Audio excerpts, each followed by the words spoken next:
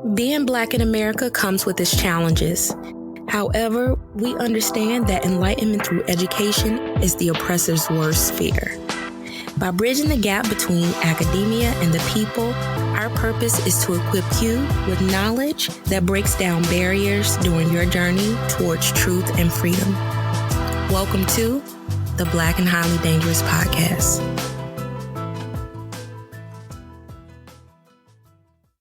Yo, Daph, what's up? What's up? How's your week been?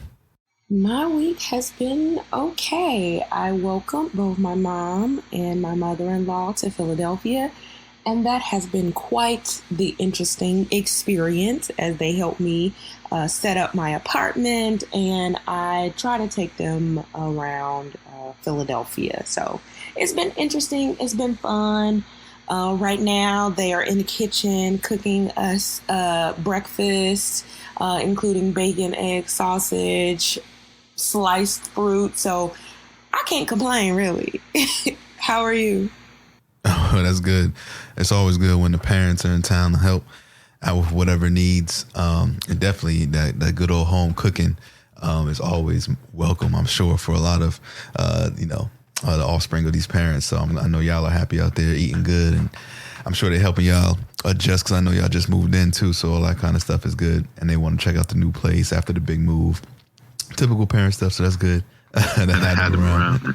Yeah, typical parent stuff. It's just so funny because, John's mom and my mom, they're different in many, like they're the same in terms of being protective and, loving us, but they have such different vibes. So it's just so funny to see them together. So of course, my mother-in-law is Cameroonian. She loves to listen to her Afrobeats music. And so, she'll have like her mimosa or something. And she'll, tell my mom to come over like, hey, let me teach you how to dance like a real African lady. It's just so funny. And my mom will just be looking like, girl, it's so funny. So it's just been fun. That's funny. No, that's fun. That's good. That's good. Good to have some, good things happening, with the parents and stuff in town, especially in this time where a lot of folks are going through a lot of things, which I'm sure we'll be talking about today. But yeah, my week has been fine. Nothing extravagant, nothing crazy. I don't even think outside of just the normal teaching and stuff like that, ain't nothing going on outside of the ordinary. I'm trying to think. Yeah, it's just one of those weeks where it's just kind of normal. I ain't do much. Did my typical working out, went to work, taught my classes, had some meetings, and that's been pretty much it. Not much, nothing outside the normal for me. Cool. Yeah. Well, that's really good. Sometimes it's good when we don't have any big news or drama. It's just like, okay, chilling, going with the flow. Yeah, I say that. Yeah, sometimes one of the no news is good news. Sometimes, So that's what past week was for me. Nothing much going on, which is okay. I'll take that every once in a while. I want to say this episode, this is last episode of the month. So similar to last week, Daph and I will just be covering some current events, talking about a major news story after we get through some old lore news that we just got to spend some time to get in depth about. Before we get into some of the old lore news, I just want to remind everyone, I like to do this towards the end of the month, that if you haven't yet, please review and rate us on iTunes. That helps us out with the algorithms so that more people can find us. So if you've been a long time listener, you're a first time listener, just pause the episode right now before we really get started to go and just leave a nice review and rating for us. So that way more people can find us, and you can also share us as well. That's always helpful. We always appreciate that. But please take the time to just do that if you haven't yet. But all right, let's get into some old lore news and talk about one of the biggest news stories of this past week. Hello, and welcome to BHD News, where we give you the most current and eye-opening old lore news of the week. Join us as we present news that'll make you want to say,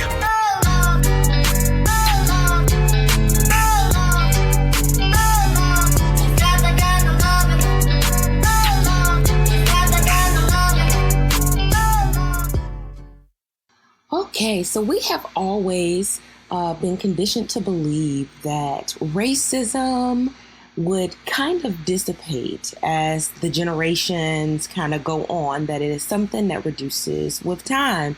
And of course, that probably is the case, especially with more blatant racism. But this younger generation, they've been showing out recently.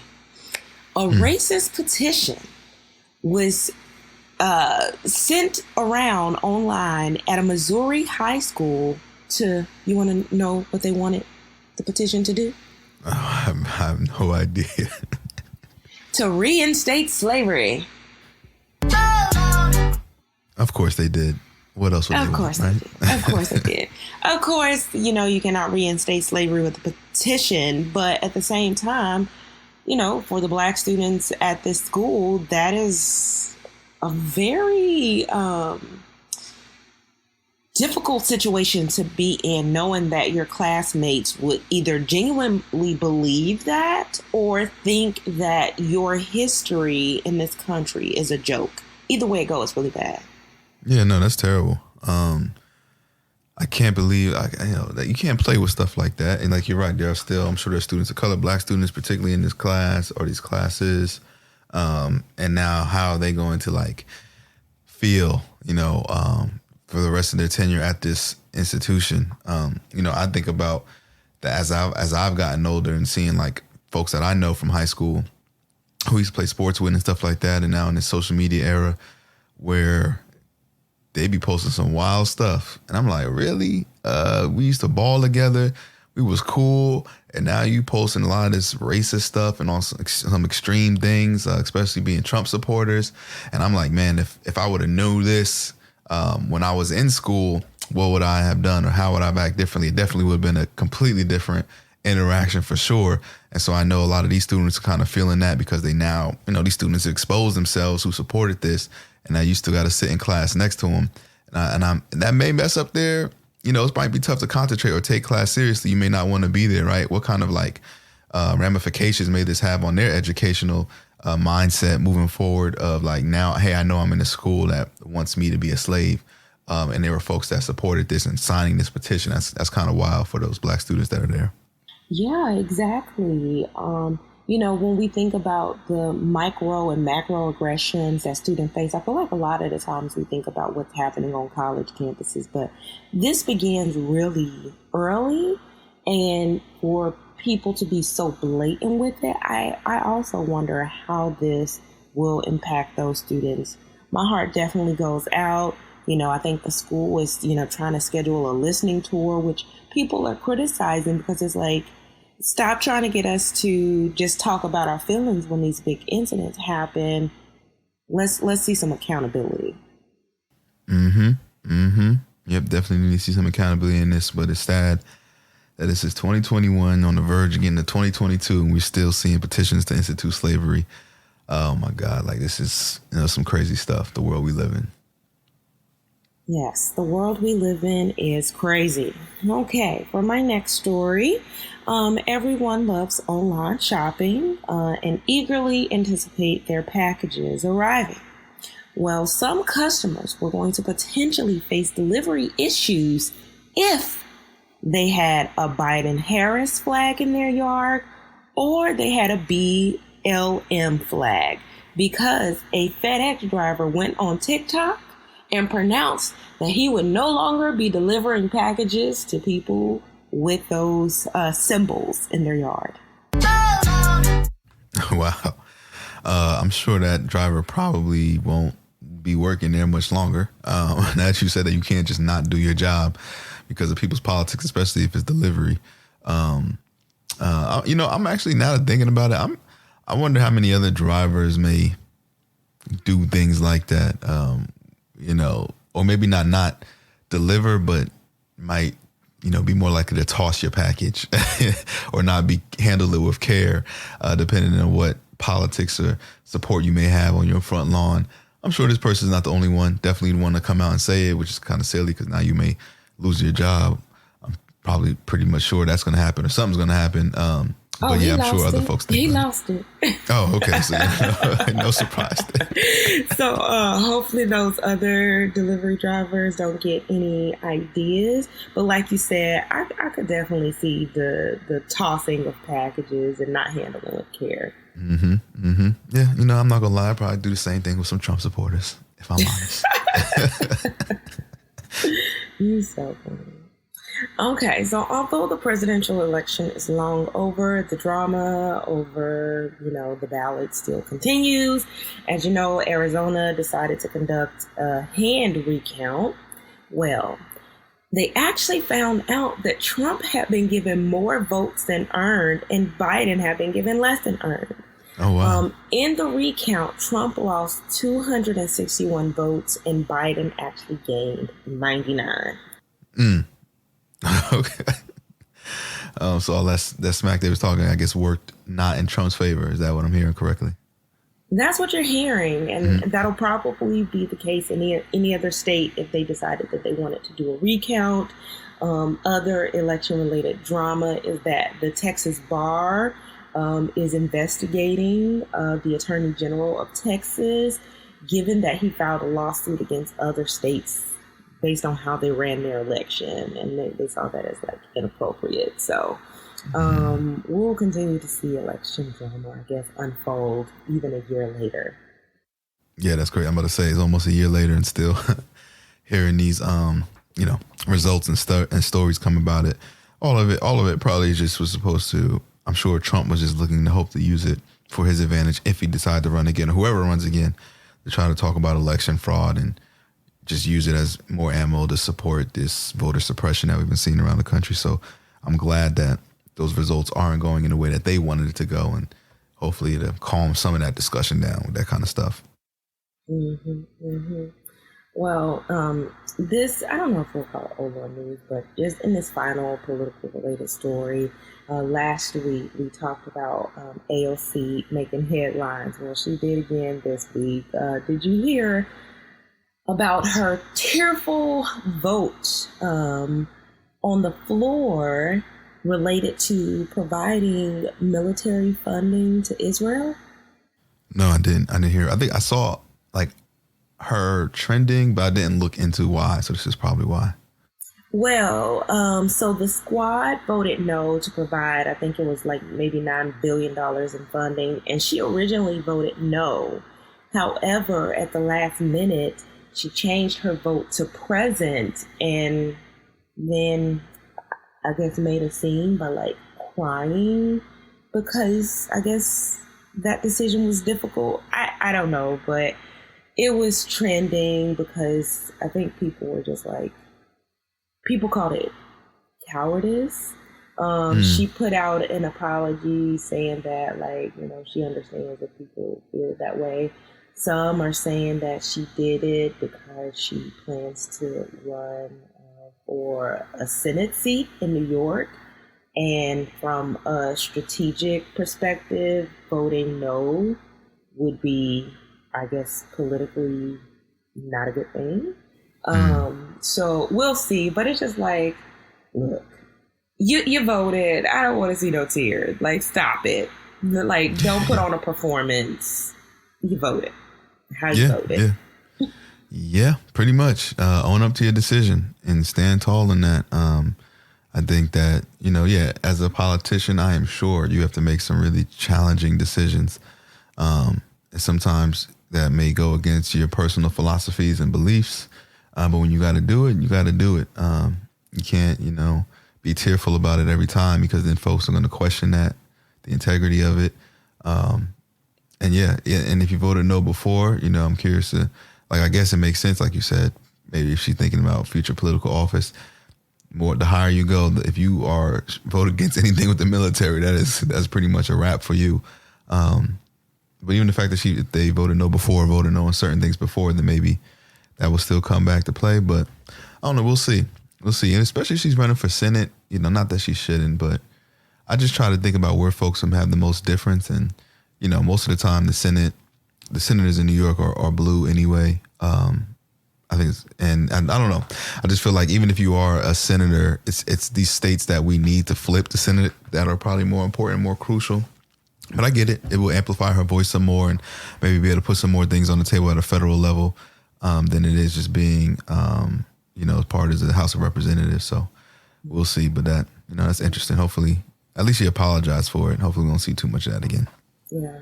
Well, it's interesting because they've been saying that she might be challenging Chuck Schumer for that benefit. So that's going to be good. But those were my stories. Okay. I got a couple stories that came across my timeline. One of the first ones is that the study has shown that companies are beginning to eliminate drug testing amid this labor shortage we've been having. Employers around the globe face a significant labor shortage. And so, according to this report from Vice, the staffing firm called Manpower Group released a survey last week and revealed that 9% more, which is more than 45,000 companies, I believe, and 43 countries have eliminated drug testing and job screenings as a barrier to employment. And so this is interesting. I don't know. It doesn't say what. Is it like all drugs? Oh, I guess it's just completely eliminated drug testing, period. So it wasn't just for like a specific drug. So that's interesting as companies get more desperate to find labor. We see that, they're going to start dropping a lot of these tough requirements. So I just wanted to mention that one because I thought that was pretty interesting. Yeah, that is interesting. I'm not necessarily opposed to it because I have found that in a lot of professional jobs, you don't have any drug testing at all. It's usually for jobs that are targeted at people who are on a lower socioeconomic scale in terms of employment. I feel like they're most impacted by drug testing. And we know on Wall Street, they be getting it in terms of like all this. So it's just like, I don't know, like, people have been like, I haven't been drug tested for my job. I'm pretty sure you weren't. So it's like, okay. Yeah. I mean, you're right. I think that is a prestige class type thing. Yeah. The higher you go, the less likely you're drug tested. And, I feel like only for certain jobs, for sure, you need to be drug tested. Like if you're a pilot, right? Or you're a truck driver or something like that, things where you have to operate really big or dangerous equipment. We want to make sure those folks are responsible, but like you said, a lot of jobs are not that. And, if folks are doing their job properly, we shouldn't probably be using that as a barrier. So I'm sure we'll see more of this as long as this labor shortage continues. And it's just interesting how folks are more willing to be lenient. These companies be lenient when they need this workforce. Another story, I had a couple stories, conversations about COVID. Medical experts say that COVID-19 has peaked in the U.S. But as new case numbers drop to its lowest rate since June. So NBC News reports that within the last 7 days, the number of new cases of COVID-19 have declined to impressively new numbers that were last seen on June 23rd. So this is good, right? We're seeing these numbers decline. But according to recent data from various medical experts, COVID-19 cases reached an all-time high on September 13th with 166,000 cases. But since then, new cases have continued to gradually drop across the country. So, only within a couple of weeks ago, we've seen a massive uptick, and now we've been seeing numbers go down. My guess would be maybe the schooling. Everybody was going back to school in that time period, and maybe schools have figured it out. Maybe more folks getting vaccinated. I'm not sure, but it's good to see that we're on a downward trend for the moment. Yeah, that is good to hear. Because I was definitely worried, as I've traveled, as my, parents are traveling, and just, being very, very nervous. And so hopefully we can continue this trend of it being on the downstream. I think your insight about it being the beginning of school, college, and K-12 kind of boosting up those numbers. But also I think we're seeing like more teenagers and young children age 12 and up get vaccinated. I know my niece got her first shot, and so that might also be impacting things. Oh yeah, that's good. That's good. Yeah, it probably is, right? More folks have been running to those vaccines, especially with the kids going back and life trying to get back to normal. I can see that. And speaking about the kids too, I know Pfizer and BioNTech say that their data from their latest trials of COVID-19 vaccine have shown that smaller doses of the vaccine delivers comparable antibody responses for children 5 to 11, and that there's been multiple reports that these, and I think even some cases like 99, 98% effective in children under 11 age group as well. So, these trials are showing that the vaccine is working and very efficient in the young folks, at least under 12. So that's something to look forward to as well, that hopefully very soon down the line they'll get approval for the vaccine as well. Yes, finger crossed for that, because that would be like all, school age children, not maybe children in, preschool and daycare. But then my other niece could get one. So fingers crossed. That's good. Pfizer, they just approved the third booster shot as well for adults over the age of 65, as well as those with, the comorbidities. They did. So they moving right along. And Moderna's usually right behind them. So it's good. Good to see these things coming up. And that's some good news. I mean, places, I saw this report, I think Alabama saw more deaths than births last year due to COVID-19. So, I'm sure other states may have similar numbers as well. Because this thing's, this was a serious thing. And so hopefully with these vaccines, we'll see much less of that. I did see an interesting thing about this federal judge temporarily blocking New York City schools from enforcing vaccine mandates for the teachers and workers. Yeah, it's kind of, I find that interesting in the sense that, I guess because companies have the authority, right, to mandate it for their employees if they want to. And so it's weird that the federal judge is saying that schools can't mandate it for their teachers and staff. I know the fear of it, because if teachers don't get it, right, then yes, you can have a shortage, and that can affect the educational system and the students. Like I talked about that in my school. If I didn't do it, that's 100 students that are missing classes that I see, per semester, just me alone. So even just having one professor not do it, one teacher not do it, I'm sure it can have a big impact. But it's weird that the federal judge will rule against that. But the school districts are saying that they're confident that the vaccine mandate will continue to be upheld. But we shall see. I'm sure we're going to see more debates about this in the upcoming weeks. Absolutely. Especially given Biden's executive order or mandate about the company. So just to see these conflicts over what you can and can't do, who can and cannot be mandated. So yeah, definitely be watching that.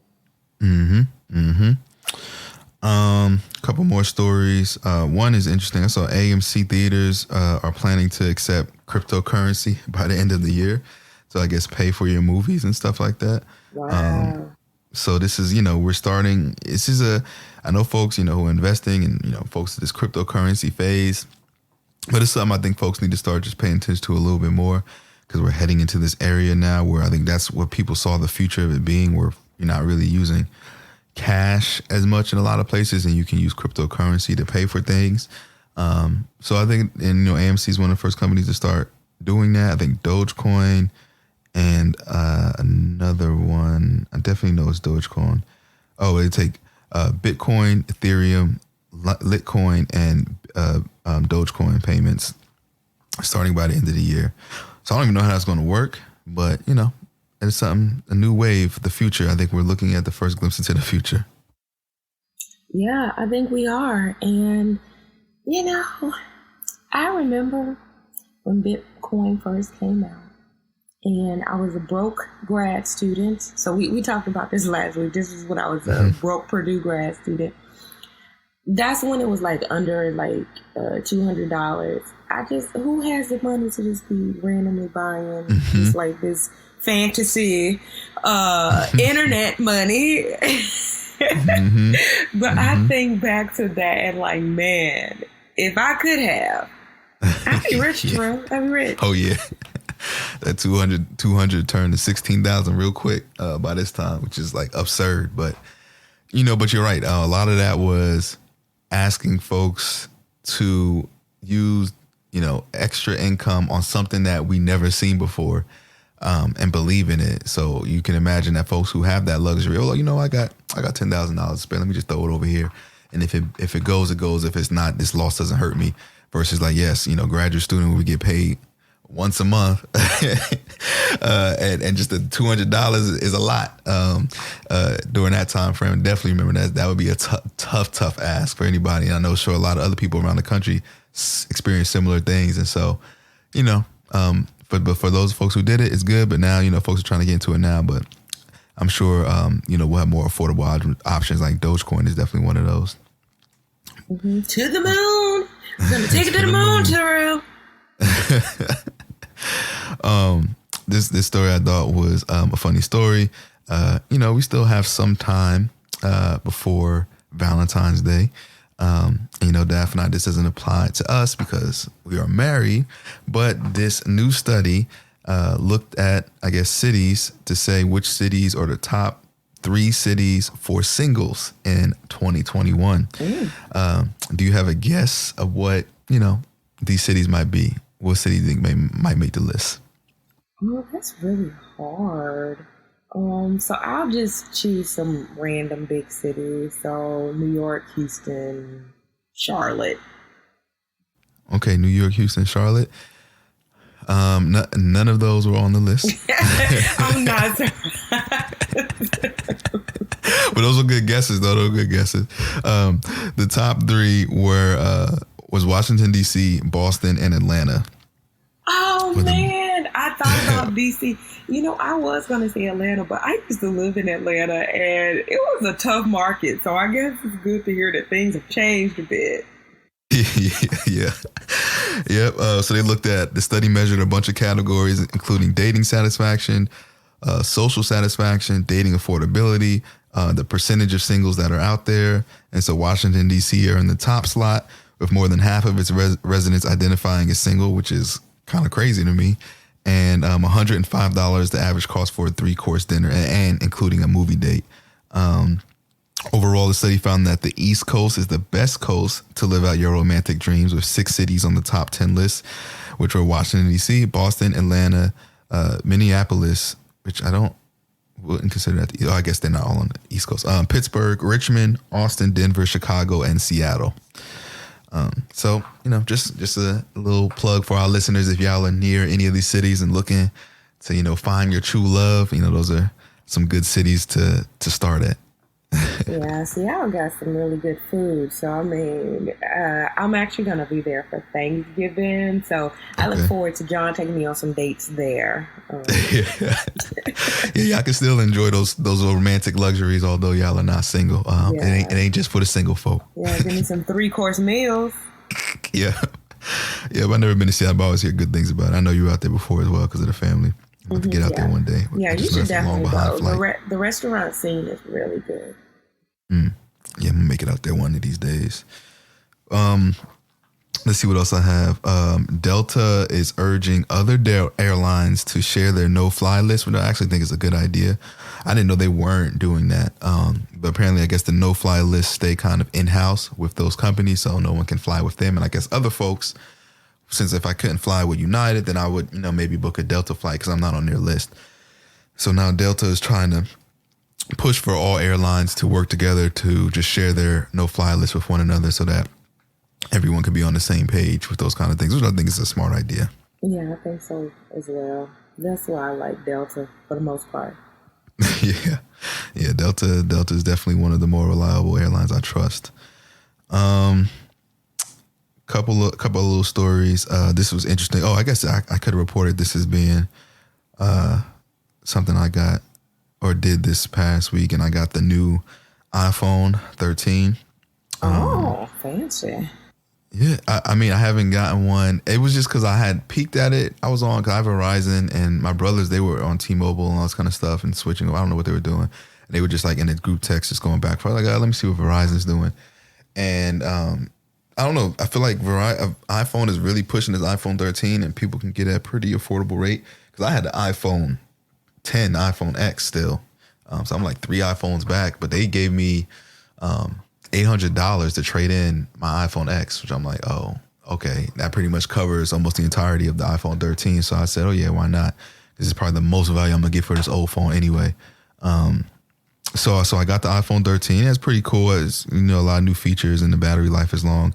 But I saw this report from the EU, the European Union, and they're now forcing Apple to include USB-C ports on phones, right? So the USB-C ports, I believe, are, you can use on Droids and all kinds of phones, but Apple likes to have their own unique charging kind of app and charging wires and stuff like that for their own phones. And now the EU is forcing them to use kind of what everybody else is using as well. And so Apple's kind of irritated about that, that they're going to have to change that. But I thought, I think that's a good thing. Apple tries to be super exclusive with the charging wires.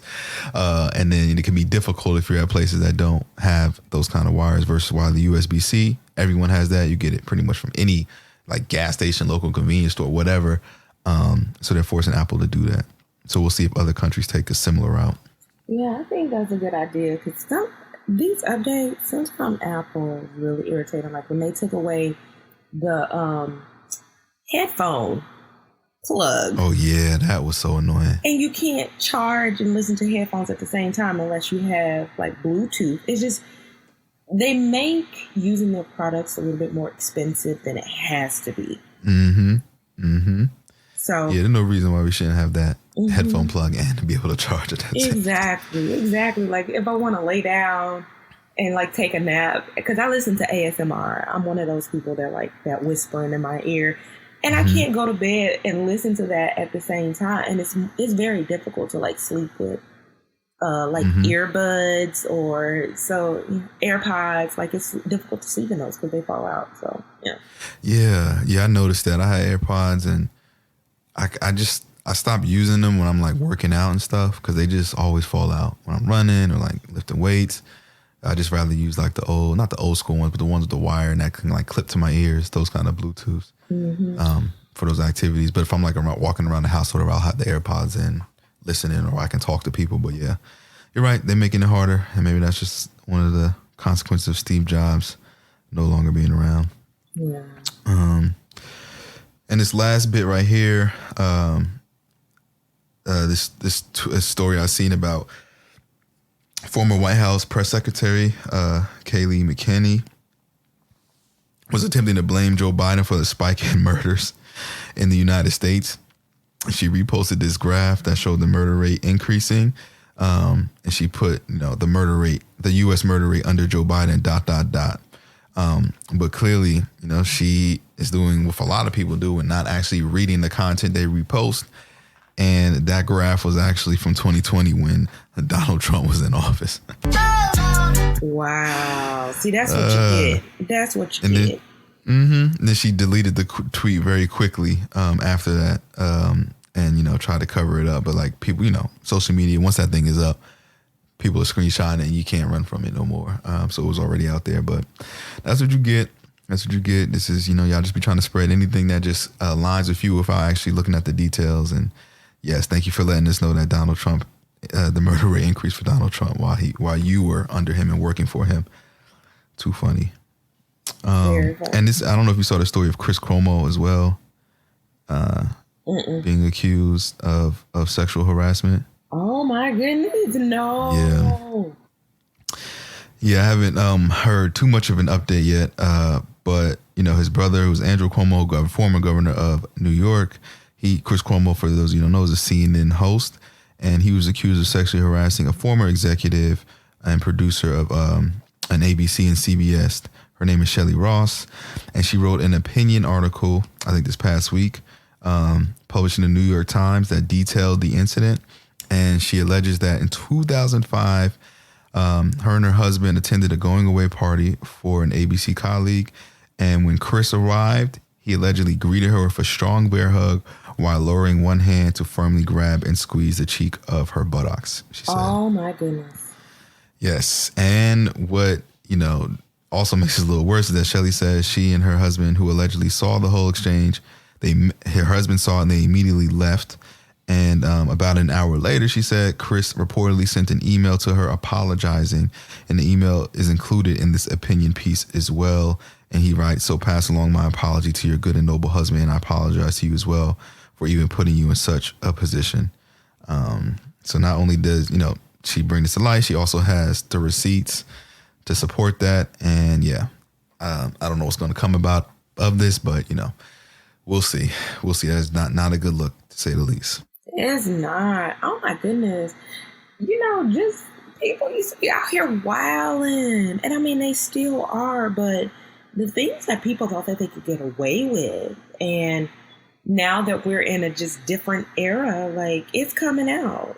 Your past is going to come back to haunt you. Oh yeah. That's happened so long ago and still coming back out. But yeah, you can't do stuff like that. And I'm surprised they just left the party, because that was me. It would have been a headline: Tyrell and Chris Cuomo rumbling at this party, at this event. He grabbed Chris. If he grabbed Chris like that, and I saw it, we ain't gonna be just leaving. There's gonna be some headlines. I promise you that. So that's wild. But yeah, people and with things like that, it's something I'm sure she has, probably dealt with, like always thought about when she saw him in that situation, especially if it was never like fully resolved and you just, violate somebody like that. Yeah, stuff like that going to come into light. I just don't understand why people just do wild stuff like that. Like, who are you? Who you think you are, just to like give someone not just a hug like that, but then also caress her in that way inappropriately? It's just like, come on, man, that is just some wild stuff. So I'm sure his PR team and CNN are trying to figure out what the heck they're going to do, how they're going to address this. Because it's going to be a strange and tough situation for them moving forward. Absolutely. And I mean, he had to tell, also he was the one that was telling his brother to step down when they asked what he told his brother about all this kind of stuff. So now it's like, okay, I told my brother to step down for these allegations, and now how would I look like not trying to step down from my own position? I know, like, I just want to know, in his mind, did he think back to what he had done in the past as like he's saying these things? It's just interesting. Yeah, no, that's wild. So yeah, keep our eye on that story. I'm sure we'll probably hear something more so this week about it, and maybe hear what the resolution may be. But that covers most of the, quick and light stories that I had. But I know we want to talk about the major story that's been happening this past week, and that's dealing with the Haitian refugees crossing the border. Yes, absolutely. We just wanted to take a second to just delve into why we are currently seeing what some people are calling a humanitarian crisis as it relates to Haitians crossing the border and seeking asylum, and some of them not being able to make it to the border to begin the asylum process. We all saw the pictures of the Border Patrol on their horses. I read, and they said they weren't whips, but they were actually the reins of the horse. But either way it goes, that was just very, very disturbing images. And so it's kind of like, Tyrell and I just thought, like, okay, let's take a second to talk about, like, how did we get here? How did we even get to there being upwards of 15,000 Haitians making their way to the United States to seek refuge? Mm-hmm. That was definitely a big question I had. Because yes, I saw the images and I was just like, wow. Found out later that it was the reins, but definitely looked like whips. And also I was like, what does this accomplish? It's so many of them, so few of you, and you're like running around these horses, whipping folks. Like, they're still running across the water. You're not like detaining anyone. Like, I don't know what that extra excessive force was about. But reading about them as well, like those Border Patrol officers, they are one of the few law enforcement agencies that have very little direct supervision. And so they just, luckily somebody was there snapping photos and catching it. But also begs the question, like, what kind of other stuff be happening with these Border Patrol officers when folks cross over time that we don't know about, right? Because of those images, it caused everyone to look further into it. And maybe there need to be some changes with the Border Patrol agents. But yeah, that's definitely one of the questions I had, Daph, is like, okay, once I saw these images, I'm like, what is going on? Why are so many Haitians coming across? And I originally thought because of what happened there, I know they had a recent earthquake and also what happened with the assassination of leadership there and stuff like that. I'm like, okay, there probably is a lot of turmoil and that folks are coming here, as a result of that. And I did find it confusing. I was like, well, why are they coming up through Mexico? Was also my next question. Like, that's a weird route. But I guess, reading about it, they are folks who actually, most of them escaped because of the 2010 earthquake and been living in South America for some time. Yes, absolutely. That was really interesting because, yes, they had an earthquake, a 7.2 magnitude earthquake just in August. And I was reading about how it took weeks for, aid to reach some remote towns. But many of the Haitians, like you mentioned, that are crossing the border through Mexico had been resettled in South America following the 2010 earthquake. And there had been plenty of Haitians in the United States following that earthquake. Many of them had temporary protected status. Like, for instance, my sister works at the DMV and she knows a lot about the process because, as they begin to resettle and they get, IDs and stuff like that, they go through the DMV, and there are particular countries, depending on what they have going on at the moment, that might get protected status for people to come here and live as their government or, their country recovers from whatever they're experiencing. And so it's interesting because I read that normally there's like Mexico border security that would prevent this from happening. But, people have said they don't know exactly what is happening that is stopping Mexico border security from allowing people to cross. But in recent weeks, it has been a little bit easier. I also read that they have found like a very particular area where there's a bridge. It's actually a safer way to cross the border from Mexico, because when immigrants are trying to cross the border, many of them have to watch out or deal with potential crime. There was this podcast I listened to where they were talking about, like, depending on where you cross at the border, you might have to pay to cross. Like, there are people who are kidnapped. There's like cartel activity. And so this particular area where we see many of the Haitian immigrants where they were trying to cross is actually one of the safest places, because as they are waiting to potentially try to apply for asylum, sometimes they have to go back and forth to Mexico, maybe to get food, to charge their phone, to, get things from family members. And so it was interesting to me to like dig into that process a little bit. But one of the reasons that the Biden administration has been critiqued, not just because of those images, but because they have been trying to prevent people from even making it to the border to apply for asylum, because you can't apply for asylum unless you make it to the border. I didn't know that one. But yeah, I did see read about that too, why the Del Rio little bridge and stuff that people are sleeping under, and them camping out in Del Rio because of those very same reasons. Safer passage, the water is shallow. As you see in the videos and the pictures, folks are walking through it. And yeah, a lot less dangerous compared to other routes. I was trying to do the research and I didn't really get a clear answer, as far as it doesn't seem like the journalists really know either. I mean, I know they said several reasons, but I think many folks are trying to figure out, okay, why this massive influx now? The numbers went from like 400 to like 14,000 in a very short period of time. But folks haven't really gotten down to the bottom. I know part of it, yes, you said trying to understand the border security of Mexico, but it's also like, why are thousands of them coming up at the same time? There's something strange about that.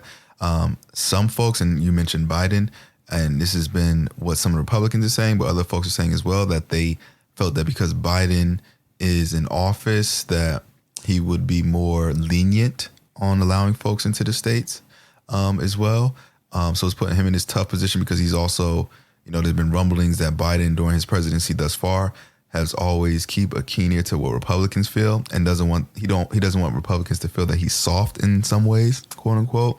And so this whole immigration issue is putting him at this crossroads of appeasing Republican concerns, but also the disappointment with a lot of Democrats. Because I believe one of the diplomats or somebody who works in Haiti through the White House stepped down because he didn't like the way, former the U.S. envoy to Haiti resigned, saying that he couldn't be associated with these deportations, calling the policy inhumane and counterproductive, the policies that you were just mentioning, Dab. So, you're right. Biden is at a crossroads right now as far as how he's going to handle this with this situation. I know they've eased it up because of the national attention it's gotten, as far as the assertiveness of trying to get folks out of here and handle it more carefully, but they still been pushing to seem to deport a lot more folks than they should.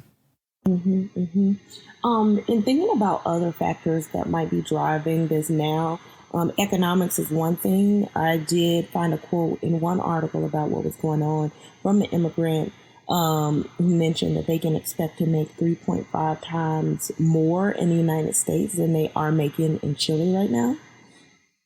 But also what some people have described as a worsening pandemic in countries like Brazil and some other, South American countries that I actually don't know about vaccine access in terms of how widespread it is compared to how it is in the United States.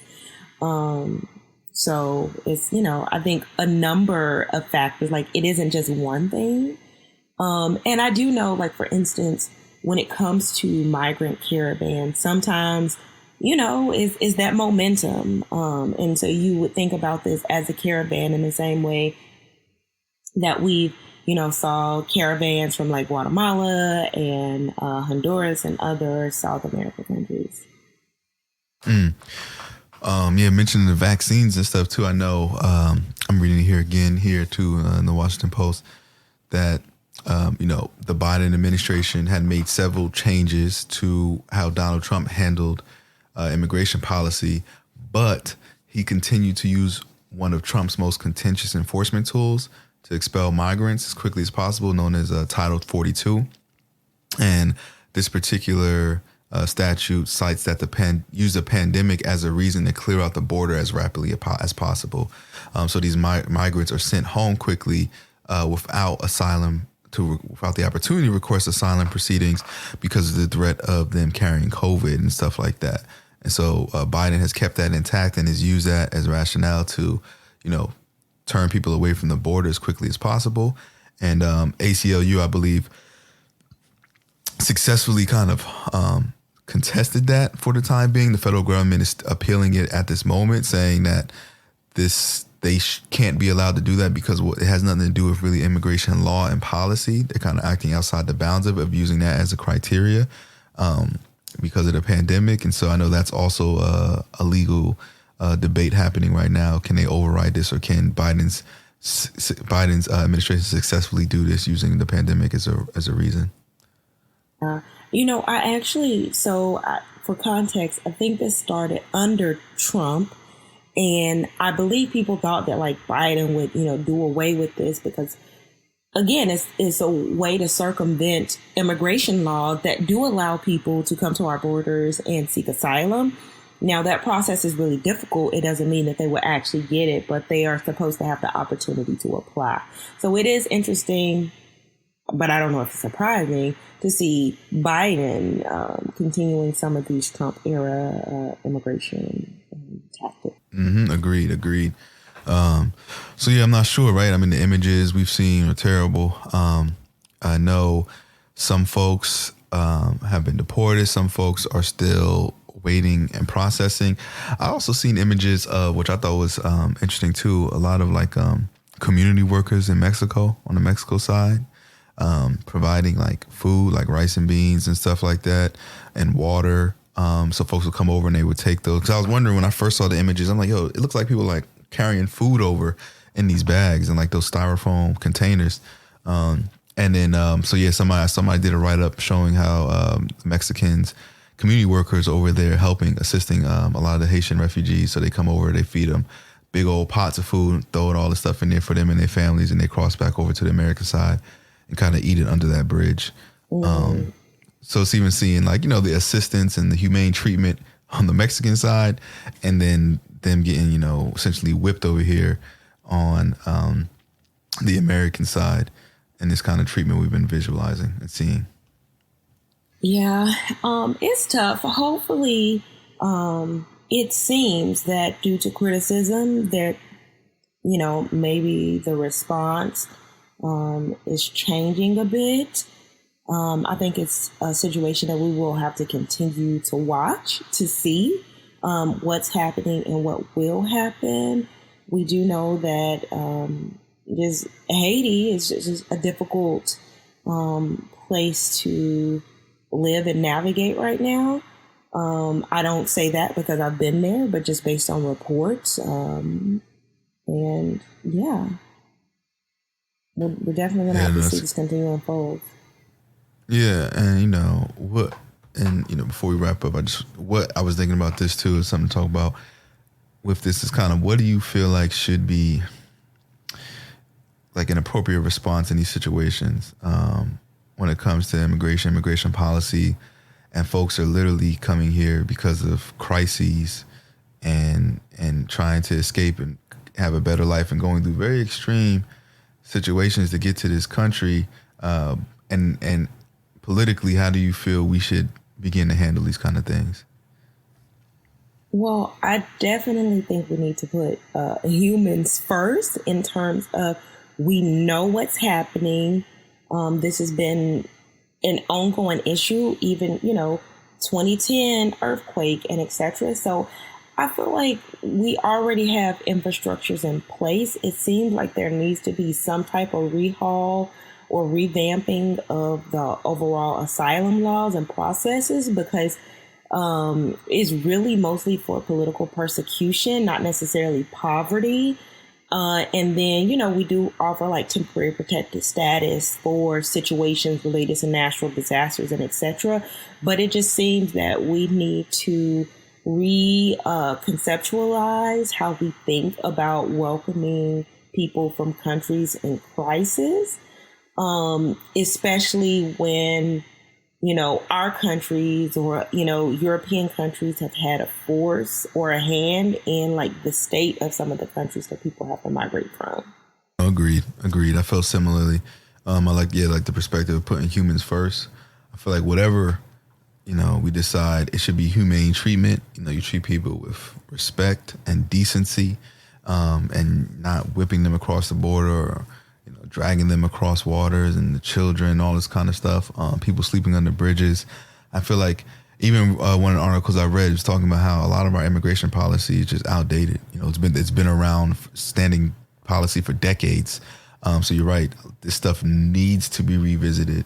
We need to make it more modern, and apply some better principles like other countries. Like you said, other countries do a much better job at handling this humanely. And I just feel like in these extreme situations where thousands of people are coming through, we need to have some protocol in place. This is not a new country. This is not a new issue in the U.S. And so it's strange to me we don't have like proper protocol of like, okay, in times of like dire need and stress and stuff like this, we need to figure out a way to make it easier for folks to get in this country humanely, respectfully, with decency, and then have a maybe a more expedited process to get folks maybe some paperwork or some places to be. Because past studies have even shown when it comes to immigration and communities that have a lot of immigrants and folks, those local economies boost. You have a greater workforce. You have local businesses grow because, again, increased population means folks are buying, more toilet paper and toothpaste, right? And so, and you have more people spending money and working. So it actually helps the economy in these spaces too, if given the right tools and resources to succeed or at least work. So I don't know. Like you said, I think we just need to really, really address this, and throwing people back, especially when I see the pictures of the parents holding their kids these babies, walking through these waters, man, no child, no parent should be dealing with that. And so we have a big enough country. We got plenty of space, maybe not in New York and New Jersey and Philly, but we got a lot of places in middle America that don't have, barely any people, that we can start figuring out where to put some folks to help them thrive. Because we definitely are not short of space in this country whatsoever. Agreed. But okay. We just wanted to kind of go through that and explain a little bit about what's been going on. Cause I know it's been a big talking point, and the illustrations and the images we've been seeing have been really troublesome and disheartening for me, and I know a lot of folks.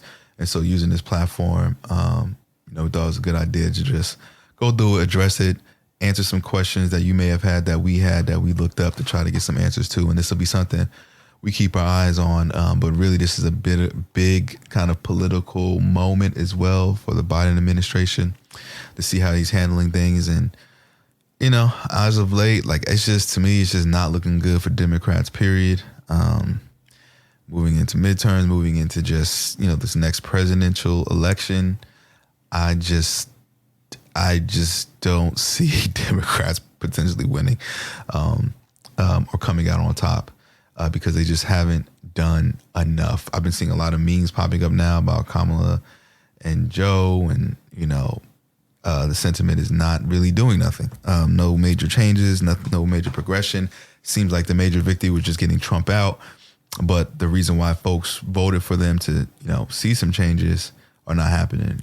Daphne, we discussed this, and we had that feeling that we probably weren't going to see many changes. We had that kind of prediction, and I think it's definitely very much true at the moment, which is saddening to see how we move forward with these kind of things. Because again, somebody else in this position should be bold enough as a leader to take a humane stance in this situation, but Biden seems to be hesitant. Agreed. Yeah, well, like you mentioned, they will likely be paying the price. Those midterms are coming up soon, and we'll be watching that and commenting as well. Yeah, we definitely will keep y'all updated on that, especially as we get closer, especially letting what the key races are and, what to pay attention to, because it's an important midterm election, and I am not very optimistic about it. I'll just say that. Maybe things have changed, but it's not looking pretty. And it's a scary situation. Because even I saw Florida also, Florida? Yeah, Florida also has begun to put up similar abortion laws, similar to what we saw in Texas. So, to no surprise there, Florida for sure. But we know other states are going to start dibbling, dabbling, trying to mimic what Texas is doing, and really putting a threat to Roe v. Wade, and trying to make it a states' right thing instead of a federal mandate. And that's the fear many advocates and activists are saying, is that if states continue to allow this, then it's going to provide more of a case for the Supreme Court to overturn Roe v. Wade and give states the authority to make their own decisions. And this is just the tip of the iceberg if that becomes the case, because they're doing what they can do within the loopholes of the federal mandates. And if states get the rights, then they can do whatever they want, and it can be a lot more extreme. Yeah, I saw that as well. But okay, all right. Hopefully, this episode was informative to you all. That was our intent here, to just drop some light on what was going on, and we'll definitely keep you updated as the weeks go. If there's any new evidence or new situations that arise or decisions being made, this is something to keep our eyes on for sure. Outside of that, if you haven't followed us on yet, please follow us on social media. Our name is @BHD Podcast. Is our social media handle. We're on Twitter, Instagram, and Facebook. You can visit our website, blackandhighlydangerous.com, to keep up with all our latest content. And everything we do is posted up there. You can also email us, bhdpodcast@gmail.com. If you have any questions, comments, concerns, ideas, guest appearances you would like to come on here, whatever it is, let us know. We love to hear from you all. We always appreciate that. And after you do that, as I said in the beginning of this episode, if you haven't done it yet, you can do it now that you listened to the episode, is please review us and rate us on iTunes. That helps us out with the algorithm so that more people can find us. We really appreciate that, taking the time to do that. And after you do that, you can share us with your friends, share us with your family, and share us with your enemies. And as always, continue to be the oppressor's worst fear. If you're interested in continuing this and other conversations, visit our website, blackandhighlydangerous.com, to subscribe to our email list, suggest topics, and participate in our discussion forums. Follow us on Twitter, Instagram, and Facebook at BHD Podcast. And please don't forget to subscribe and rate our podcast on your favorite platform. And as always, continue to be the oppressor's worst fear.